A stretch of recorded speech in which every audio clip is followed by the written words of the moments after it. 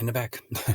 All right, here's part 2 of week 6 overview. When I last left you, we're talking about consistency think about our level of formality, how we're speaking, the words that we're using, that everyone's consistent. The dress is consistent, right? If everyone decides, okay, we're all going to wear, Wayne State hoodies, or we're all going to, wear something that's, not that everyone has to have a Wayne State hoodie, but we're all going to be kind of look the same, right? So we don't have this disparate presentation. Does that make sense? Right? Maybe even, I think they kind of may even extend if you're going to record, kind of like I'm recording here. Is everyone going to have like a dark background or light background, or, pay attention to these things as level of professionalism, as close as we can get right now. But I understand we have struggles with that too, but let's make it, I want to be mindful of it, if that makes sense. And then the visuals, as far as the specific slides are concerned, is everyone here on the background screen here. So we don't have like speaker one or presenter one, has a blue background with a 14-point font of Helvetica, and then the next person has a pink background with white font, and it's in 18-point Times New Roman or whatever, right? We want to have that level of consistency. Just be thinking about that. Okay, so we think about, so let's the micro level details. We also want to think about the macro level details, and that is, are we getting the purpose across in our oral briefing? So that is, with stakeholders, committee members, board of directors, not just me, okay?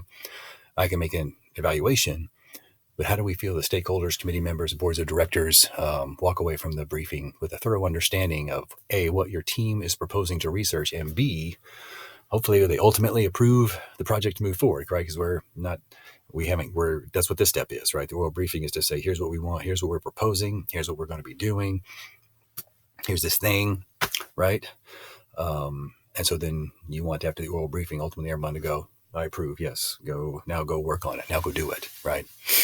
All right, so this week, let's do, you're watching, I guess, week's overview, parts 1 and 2, and then I give winning briefings, the PDF that's attached here. There's Project 2 video samples, and again, I'll just address that real quick. There's only so many out there that I have at this moment to get. I've got some other colleagues that I've asked for, so hopefully maybe I'll be able to add some perhaps later in the week. I'm still waiting to get some of those, but the only samples I had available, I wouldn't say that they were, I don't think any of them would be considered necessarily A level, so let's just keep that in mind. I'm not saying that they're bad, and I'm certainly not trying to be rude or mean to those, but I think we can do better. I know you guys can do better based on what I'm seeing that you guys are doing already.